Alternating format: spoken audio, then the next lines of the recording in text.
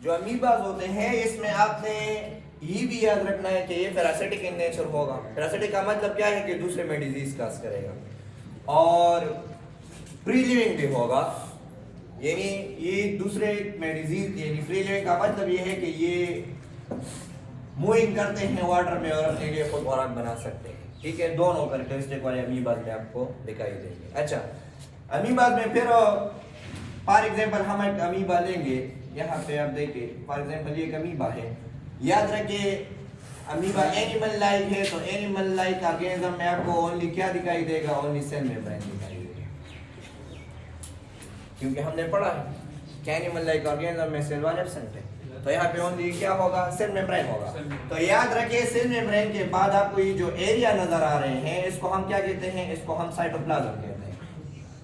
तो साइटोप्लाज्म को हम डिवाइड करते हैं दो में, एक को हम कहते हैं एक्टोप्लाज्म जो बाहर एरिया इन सेल मेम्ब्रेन की तरफ हो, और दूसरे यहाँ पे फॉर एग्जांपल हम ये लिखते कि यहाँ पे न्यूक्लियस है, तो न्यूक्लियस की तरफ जो साइटोप्लाज्म का एरिया है इसको हम कहते हैं क्या, एंडोप्लाज्म।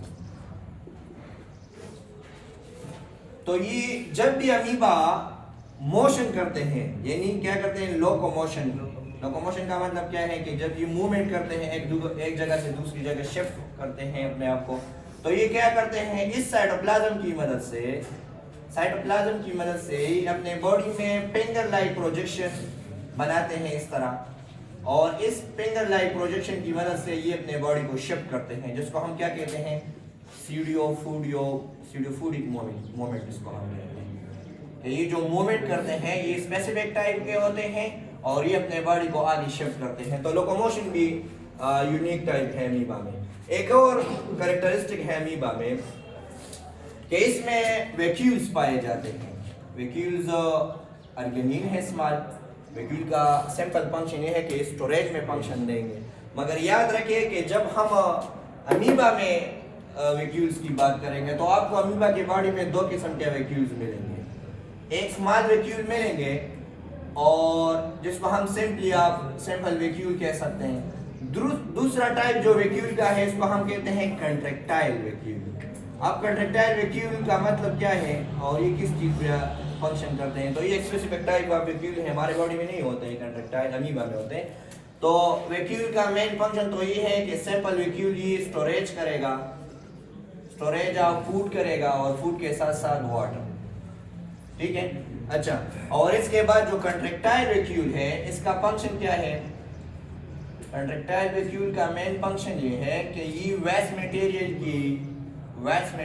की रिमूविंग में हेल्प करेगा कि इसके बॉडी में जितने भी वेस्ट जमा होंगे तो कंट्रैक्टाइल वैक्यूल की मदद से वो अपने बॉडी से खत्म करेंगे, और जब स्टोरेज से काम आएंगे तो वो दूसरे वैक्यूल होगा। मैंने आपको कहा कि अमीबा में कितने वैक्यूल्स होते हैं, 2 टाइप्स के। एक कंट्रैक्टाइल वैक्यूल कि अपने बॉडी से वेस्ट मटेरियल रिमूव करेगा, और दूसरा जो स्टोरेज के काम करेगा। ठीक है, अच्छा, इसके बाद मैंने यहाँ पे लिखा है कि अमीबा आपके बॉडी में पैरासिटिक इन नेचर भी हो सकते हैं। पैरासाइट्स में का मतलब क्या है, डिजीज भी काज कर सकते हैं। याद रखें जो अमीबा डिजीज काज करते हैं तो इसको हम कहते हैं एंथा अमीबा हिस्टोलाइका। एंटा अमीबा हिस्टोलाइका इसको हम कहते हैं।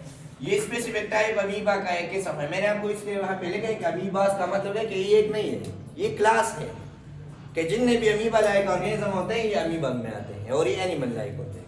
तो यहाँ पे एक टाइप हमने लिखा है एंटा अमीबा हिस्टोलाइका का मतलब क्या है कि ये आपके बॉडी में आपके इंटेस्टाइन में डिजीज काज करते हैं, जिसको हम कहते हैं अमीबिक डायसेंट्री। इसको हम कहते हैं आपके बॉडी में जो हेजा होते हैं, पेट खराब होते हैं, तो अमीबा आपके बॉडी में डिजीज भी काज करते हैं, इसको हम एंटा अमीबा हिस्टोलाइका कहते हैं। अच्छा, तो ये अमीबा लाइक ऑर्गेनिज्म में हमने पढ़ा कि ये पैरासिटिक होते हैं, फ्री लिविंग होते हैं, कुछ इस तरह होते हैं कि इसके बॉडी में ये आपके बॉडी में डिजीज काज कर सकते हैं, पैरासिटिक इन नेचर हैं। फिर हमने पढ़ा कि वे अमीबा में स्पेसिफिक टाइप ऑफ मूव है, इसको हम सीडियोफूडिक मूवमेंट कहते हैं। फिर इसके बाद हमने पढ़ा कि इसके अंदर साइटोप्लाज्म के अंदर 2 वैक्यूल्स पाए जाते हैं, इसको हम कंट्रैक्टाइल वैक्यूल और दूसरे को हम simple vacuole. Contractile vacuole waste material के लिए आते हैं और जो सिंपल वैक्यूल्स होते हैं ये हम स्टोरेज या वाटर वगैरह के लिए इस्तेमाल करते हैं। हम दूसरा क्लास पढ़ेंगे कि एनिमल लाइफ वाले दूसरा जो क्लास है इसको हम क्या कहते हैं, इसको हम कहते हैं सिलिएटेड।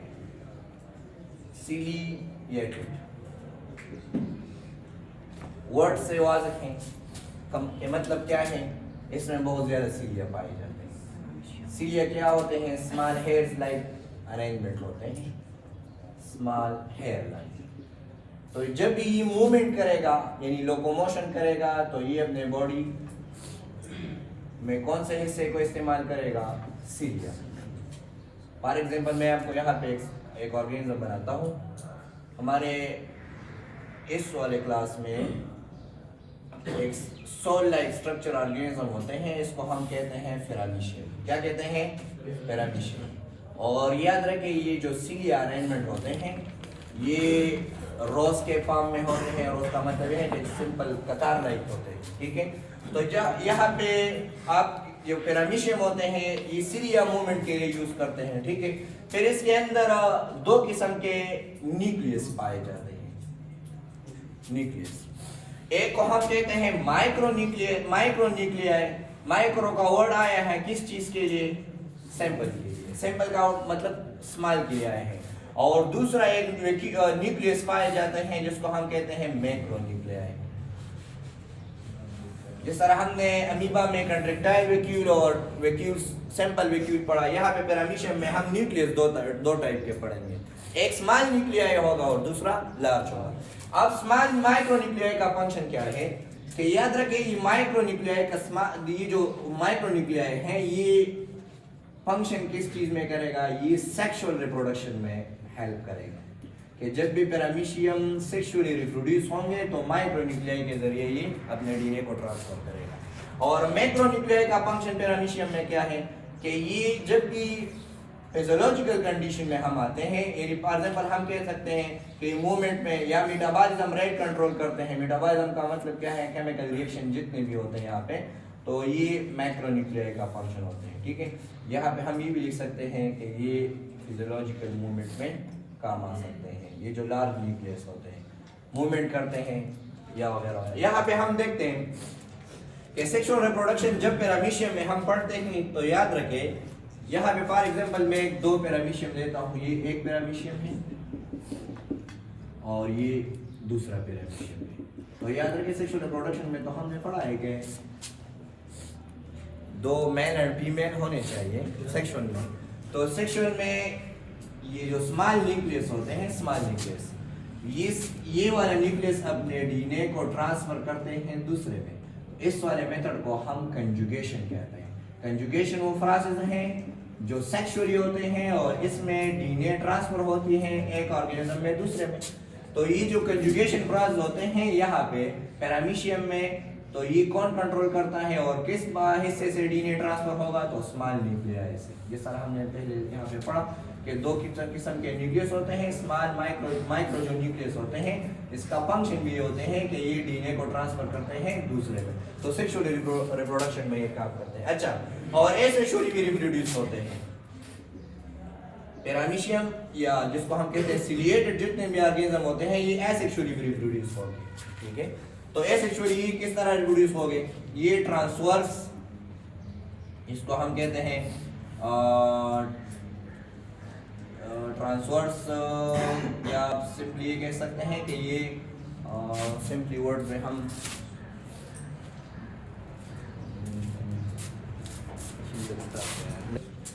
अच्छा, इसके बाद हम पढ़ेंगे ट्रांसवर्स फिजन। ये एक तरीका है कि जब भी एसेक्सुअली रिप्रोड्यूस होगा तो यहाँ पे जो स्मॉलर न्यूक्लियस होते हैं, स्मॉलर न्यूक्लियाई, ये माइटोसिस के मदद से अपने आप को डिवाइड करेगा, माइटोसिस के मदद से। और ये जो लार्ज न्यूक्लियस होते हैं, यहाँ पे ट्रांसवर्स फिजन में आपको समझाता हूँ कि ये जो लार्ज न्यूक्लियस होते हैं दो किस्म के। लार्ज न्यूक्लियस किस चीज में काम आते हैं, तो ये एमाइटोसिस के वर्ड से, यानी एसेक्सुअल जब भी हम एसेक्सुअल में हम माइटोसिस उसको हम एमाइटोसिस कहते हैं, और सेक्सुअल में जब हम पढ़ते हैं इसको हम माइटोसिस कहते हैं। तो स्मॉल न्यूक्लियस का मतलब ये है कि तो सेक्सुअल रिप्रोडक्शन में काम आएगा। जो मोलार न्यूक्लियस है तो ये एम आइटा स्टार्ट करेगा, जिसको हम कहते हैं क्या, एसेक्सुअली। तो दोनों तरीकों से ये रिप्रोड्यूस होगा। अच्छा, तो फिर इसके बाद हम आते हैं तीसरे ग्रुप में, जिसको हम कहते हैं ज़ूफ्लैजिलेटेड, यानी फ्लैजिला का वर्ड आया है ज़ूफ्लैजिलेटेड, यानी वो ऑर्गेनिज्म जिसमें मूवमेंट के लिए क्या होगा, फ्लैजिला होगा। फ्लैजिला सीलिया से लार्ज होंगे, फ्लैजिला लार्ज होंगे सीलिया से, और ये मूवमेंट में काम करेंगे कि जब भी ऐसे ऑर्गेनिज्म जब ये मूवमेंट करते हैं तो ये फ्लैजिला यूज करते हैं, इसको हम क्या कहते हैं, ज़ूफ्लैजिलेटेड। अच्छा, फिर इसके बाद हम ये भी पढ़ेंगे कि ये आपको पैरासिटिक इन नेचर में भी आपको मिलेंगे। मतलब क्या है कि ये दूसरे में क्या काज करेगा, क्या काज करेगा, और ये आपको म्यूचुअलिज्म यानी म्यूचुअलिस्टिक भी मिलेगा। म्यूचुअलिस्टिक का मतलब क्या है कि ये अपने आप को भी फायदा देगा और दूसरे को भी फायदा देगा। इसको हम कहते हैं बेनिफिट्स, दोनों तरफ ये बेनिफिट देगा। यहाँ पे फिर हम ज़ूफ्लैजिलेटेड में दो किस्म के एग्जाम्पल पढ़ेंगे। फॉर एग्जाम्पल एक ये भी है कि जब टर्माइट्स होते हैं, जिसको हम कहते हैं दीमक, और दीमक क्या करते हैं, ये वोट खाते हैं, ठीक है। जब ये वोट खाते हैं तो याद रखें टर्माइट्स के स्टमक में डाइजेशन ऑफ वुड के लिए एंजाइम नहीं होते कि ये लकड़ी को हजम करें, तो क्या करेगा, इसके बाद में इसके बॉडी में एक, इसको हम कहते हैं ट्राइफोनोसोमी, एक पैरासाइट्स होते हैं। ये पैरासाइट्स कहाँ पे प्रेजेंट होते हैं, ये टर्माइट्स के स्टमक में होते हैं। टर्माइट्स दीमक होते हैं और ये लकड़ी को हजम नहीं कर सकते, वुड को नहीं का, अगर खा भी लिया तो अब हजम होना है। तो इस टर्माइट्स के स्टमक में अब एंजाइम एब्सेंट है। कौन सा एंजाइम चाहिए सेल्यूलोज के एंजाइम के डाइजेशन के लिए, सेल्यूलेज। अब सेल्यूलेज टर्माइट्स को कौन देगा, टर्माइट्स को सेल्यूलेज ये पैरासाइट्स देगा जो टर्माइट के स्टमक में होते हैं। तो जब ये लकड़ी खाते हैं तो हजम के लिए किस चीज से मदद लेगा, इस पैरासाइट से मदद लेगा। तो ये इसके स्टमक में रहते हैं, इनके लिए भी खुराक देगा और दीमक के लिए, तो दोनों के लिए फायदा होगा। तो एंजाइम किसने प्रोवाइड किया, पैरासाइट्स ने। किस चीज को, टर्माइट्स को। तो यहाँ पे हम म्यूचुअलिस्टिक में पढ़ते हैं कि दोनों को फायदा होगा, एक को डाइजेशन के लिए एंजाइम मिला और दूसरे को रहने के लिए जगह मिली। तो टर्माइट्स जब भी वुड खाते हैं तो सेल्यूलोज एंजाइम मदद किससे लेते हैं, इसके में पैरासाइट से लेते हैं और फिर इसको यूज करते हैं। अच्छा, इसके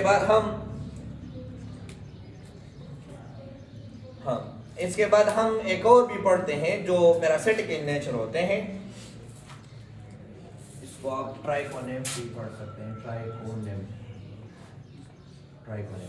और दूसरा जो होते हैं जो पैरासिटिक इन नेचर होते हैं, पैरासिटिक जो डिजीज काज करेगा। तो डिजीज में हम पढ़ते हैं यहाँ पे ट्राइफोनोसोमी, ठीक है। यहाँ पे भी क्या करेगा कि फॉर एग्जांपल ये एक फ्लाई है जिसको हम कहते हैं साइफ्लाई, ये एक मक्खी है। अब ये मक्खी जब भी इंसान को काटेगा तो इसमें एक पैरासाइट्स होते हैं और उस पैरासाइट्स की वजह से ये पैरासाइट है और ये साइफ्लाई की बॉडी में होते हैं। तो ये जब भी इंसान को काटेगा तो ये एक डिजीज काज करेगा जिसको हम कहते हैं स्लीपिंग सिकनेस। इंसान को नींद ज्यादा आती है, स्लीपिंग सिकनेस से डिजीज है जो साइफ्लाई के काटने से होते हैं और इसके अंदर एक पैरासाइट हो जिसको हम कहते हैं ट्राइफोनोसोमी। अब स्लीपिंग सिकनेस को हम साइंस में भी एक नेम दे सकते हैं जिसको हम कहते हैं ट्राइफोनोसेमियासिस कहते हैं। ये एक नेम है जो स्लीपिंग डिजीज की स्लीपिंग सिकनेस हम साइंटिफिकली यूज्ड है। साइफ्लाई ने इस पैरासाइट्स को अपने बॉडी में रखा और इस साइफ्लाई की मदद से इस जब भी आपको काटेगा तो आपको एक डिजीज का होगा जिसको हम कहते हैं क्या, स्लीपिंग सिकनेस। तो इसके लिए तो फायदा हो गया मगर इंसान के लिए नुकसान, इसलिए हम कहते हैं कि पैरासिटिक में एक को फायदा होगा और दूसरे के लिए नुकसान होगा और इसमें यहाँ पे दोनों के लिए फायदा। टर्माइट्स के लिए उसने सेल्यूलोज एंजाइम प्रोवाइड किया, तो वो खुद भी इनके लिए एज ए फूड काम करेगा और इस पैरासाइट्स ट्राइकोनियम को भी देगा। ठीक है। अच्छा, फिर यहाँ पे फोर्थ क्लास में हम आते हैं जिसको हम कहते हैं एफिको कॉम्प्लेक्स। एफिको कॉम्प्लेक्स आप हम पढ़ेंगे फोर्थ क्लास है, एफिको कॉम्प्लेक्स। ये एफिको का वर्ड यहाँ पे क्यों यूज हुआ है, याद रखें इसके बॉडी में ना तो सिलिया होंगे और ना तो फ्लैजेला होंगे। इसके बॉडी अपने आप के यहाँ पे सिंपली माइक्रोट्यूब्यूल्स नेटवर्क होंगे। माइक्रोट्यूब्यूल्स के नेटवर्क की मदद से ये अपने बॉडी को एक्सटेंशन प्रोवाइड, जिसको हम कहते हैं फ्लेक्शन। फ्लेक्शन का मतलब क्या है, यहाँ इससे फ्लेक्सेशन मुराद है कि जब ये मूवमेंट करेगा तो ना तो सिलिया है कि पानी की मदद से इसमें तैरे, ना तो फ्लैजेला है। जब भी ये मूवमेंट करेगा तो ये अपने बॉडी में एक्स्ट्रा मूवमेंट्स को हम फ्लेक्सिंग कहते हैं। फ्लेक्सिंग किस वजह से यहाँ पे होगा, यहाँ पे इसको हम कहते हैं माइक्रोट्यूब्यूल्स फ्लेक्सिंग। यहाँ पे ये एफिको कॉम्प्लेक्स का वर्ड यहाँ माइक्रोट्यूब्यूल्स कॉम्प्लेक्स से आया है। ठीक है। फिर इसके बाद हम पढ़ते हैं कि एफिको कॉम्प्लेक्स आपको पैरासिटिक इन नेचर होगा। पैरासिटिक मतलब क्या है कि ये भी डिजीज काज करेगा। ठीक है। बेस्ट एग्जांपल इसमें क्या है, प्लाज्मोडियम। प्लाज्मोडियम स्पेसिफिक मस्कीटो में होते हैं जिसको हम कहते हैं एनोफिलस मस्कीटो, और एनोफिलस मस्कीटो भी जो फीमेल होते हैं इसमें ये होते हैं, हाँ फीमेल एनोफिलस मस्कीटो में ये पाए जाते हैं। सबसे पहले क्या होते हैं, याद रखें ये जो प्लाज्मोडियम होते हैं ये सेक्सुअली भी रिप्रोड्यूस होंगे और ये एसेक्सुअली भी रिप्रोड्यूस होंगे। सेक्सुअली कहाँ पे रिप्रोड्यूस होंगे, मस्कीटोज के बॉडी में, और एसेक्सुअली ह्यूमन बॉडी में। ठीक है। अब ह्यूमन बॉडी में किस तरह ये सेक्सुअली रिप्रोड्यूस होंगे, तो ये क्या करेगा कि जब भी ये एनोफिलस मस्कीटो इंसान को काटेगा, फॉर एग्जांपल मैं यहाँ पे लेता हूँ कि जब ये इंसान को काटेगा तो इसके मुंह से, इसके मस्कीटो के सलेवरी ग्लैंड से, इसके माउथ में क्या होते हैं, इसको हम कहते हैं प्लाज्मोडियम होते हैं। तो इसके माउथ से वो प्लाज्मोडियम इंसान के बदन में आ गए, ब्लड में यहाँ पे आ गए। ठीक है। तो ये जब ये काटेगा इंसान के लीवर में ये आएंगे, क्योंकि हमने पढ़ा है कि इंसान को जब भी मलेरिया काज होते हैं तो ये लीवर और स्प्लीन पे अटैक करते हैं प्लाज्मोडियम। ठीक है। तो क्या होता है कि जब भी एनोफिलस मस्कीटो के सलेवरी ग्लैंड से प्लाज्मोडियम इंसान के बदन में एंटर हो गए, अब इसने कहाँ पे जाना है, लीवर में। तो याद रखें लीवर में ये क्या होते हैं, ये एसेक्सुअली रिप्रोड्यूस होते हैं। एसेक्सुअली रिप्रोड्यूस का मतलब क्या है कि ये तो एक किस्म के मस्कीटोज होते हैं, प्लाज्मोडियम होते हैं, और ये डिवाइड होते हैं, जिसको हम कहते हैं मीरोजाइट्स कहते हैं। मीरोजाइट्स का मतलब क्या है कि ये सिंपली हैप्लॉइड ऑर्गेनिज्म होते हैं प्लाज्मोडियम के, और ये इंसान के लीवर जिगर में ये क्या होते हैं, डिवाइड होते हैं, ज्यादा होते हैं। ठीक है। फिर जब ये लीवर में होते हैं तो लीवर के बाद ये कहाँ पे आते हैं, ये ब्लड स्ट्रीम में आते हैं, ब्लड स्ट्रीम, ब्लड में। तो यहाँ पे इंसान को क्या होते हैं, फीवर भी होते हैं, चिल्स भी होते हैं, हेडेक भी होते हैं जिसको हम सर दर्द कहते हैं, और हाई फीवर। मलेरिया के जो सिम्टम्स होते हैं इंसान के खून से यहाँ पे आते हैं। यहाँ पे सलेवरी ग्लैंड से प्लाज्मोडियम, मस्कीटो के प्लाज्मोडियम एंटर हुए यहाँ पे इंसान के बदन में, लीवर पे आ गए, वहाँ पे एसेक्सुअली रिप्रोड्यूस हो गए, फिर क्या हो, ब्लड स्ट्रीम में आ गए, ब्लड स्ट्रीम में इंसान को मलेरिया काज हुई। अब ये वाले जो एनोफिलस मस्कीटो है अगर दोबारा इस इंसान के बॉडी में आ गए एनोफिलस, तो इस इंसान से फिर ये खून लेगा। जब ये अपने माउथ को यहाँ पे टच करेगा इंसान के स्किन पे, तो इंसान को पहले से क्या है, मलेरिया है, और मलेरिया के साथ आपको ये पता है प्लाज्मोडियम भी है। तो ये प्लाज्मोडियम फिर एनोफिलस मस्कीटो के बॉडी में एंटर हुआ। तो जब ये एनोफिलस मस्कीटो के बॉडी में प्लाज्मोडियम आ गए तो ये यहाँ पे क्या होंगे, सेक्सुअली रिप्रोड्यूस होंगे। क्यों कि इंसान के बदन से ये जब भी आते हैं तो यहाँ पे इसने अब मेल भी दिया है, यानी मेल भी है, मेल प्लाज्मोडियम भी है और फीमेल भी है। तो मेल एंड फीमेल यहाँ पे फ्यूज होंगे मस्कीटो के अंदर। तो जब भी मेल एंड फीमेल होते हैं तो उसको हम सेक्सुअली कहते हैं, और ये क्या बनाएंगे, जाइगोट बनाएंगे। और जाइगोट से फिर क्या बनाएंगे, सिंपली सिर्फ इसको हम कहते हैं ओसाइट्स। ओसाइट से फिर डिफरेंट प्लाज्मोडियम बनाएंगे और ये क्या होंगे, सेक्सुअल। फिर ये दोबारा इंसान को काटेगा, फिर एसेक्सुअल इंसान के लीवर में यहाँ पे साइकिल होते हैं। तो प्लाज्मोडियम के जनरेशन में इनोफिलस मस्कीटो का किरदार और इसके साथ साथ इंसान का किरदार भी है। तो इंसान के बॉडी में ये एसेक्सुअली एक से बनेगा जिसको हम यूरोजाइट्स कहते हैं, और मस्कीटो के बॉडी में ये दो से बनेगा जिसको हम कहते हैं क्या, ओसाइट्स कहते हैं। तो सेक्सुअली रिप्रोड्यूस होंगे मस्कीटो के बॉडी में, कौन से में, एनोफिलस में, और एसेक्सुअली ह्यूमन बॉडी में। ह्यूमन बॉडी में कहां पर, लीवर। तो ये पैरासिटिक इन नेचर होते हैं, फीगो कॉम्प्लेक्स, ठीक है। और ये इंसान के बदन में क्या काज करते हैं, डिजीज काज करते हैं, मलेरिया जिसको हम कहते हैं, ठीक है। फिर मैं आपको अपना लेक्चर रिवाइज करना चाहता हूँ। सबसे पहले हमने क्रिनो प्रोटिस्टा के बारे में ये पढ़ा कि ये वो ऑर्गेनिजम्स होते हैं जिसको हम एनिमल लाइफ भी कह सकते हैं, प्लांट लाइफ भी कह सकते हैं, और फंजाई लाइफ भी कह सकते हैं। मगर आज हमने फंजाई और जो प्लांट्स लाइफ होते हैं उसको हम नहीं पढ़ेंगे, आज हमने ओनली एनिमल लाइफ पढ़ा। एनिमल लाइफ फर्दर हम डिवाइड करते हैं फोर में। एक को हम कहते हैं अमूबास। अमूबास में आपने दो किस्म के स्पेसिफिक वैक्यूल पढ़े, कंट्रैक्टाइल वैक्यूल और सैंपल वैक्यूल, ठीक है। फिर इसके बाद हमने पढ़ा कि अमीबा में स्पेसिफिक टाइप ऑफ मूवमेंट होते हैं जो साइटोप्लाज्म से कंट्रोल होते हैं, इसको हम क्या कहते हैं, सूडोफोडिक मूवमेंट, कि अपने बॉडी को लाल करते हैं। फिर ये भी हमने पढ़ा कि जो अमीबा होते हैं इसमें स्पेसिफिक टाइप ऑफ एक अमीबा होते हैं जो इंसान के बदन में क्या काज करते हैं, डिजीज, जिसको हम क्या कहते हैं, स्कोलेटिक का अमीबा कहते हैं, और ये इंसान के पेट को खराब करते हैं, अमीबा डाइसेंट्री भी कह सकते हैं। तो ये पैरासिटिक इन नेचर होता है, ठीक है। फिर इसके बाद हमने पढ़ा सिलिएटेड। सिलिएटेड का मतलब क्या है कि इसके बॉडी में सिलिया होंगे, सिलिया इसके बॉडी के इर्द गिर्द अरेंज होंगे लाइन में, रो में, और जब ये मोशन करेगा लोकोमोशन मूवमेंट में तो ये सिलिया यूज करेंगे। सिलिया समान हेयर लाइक प्रोजेक्शन होता है यहाँ पे।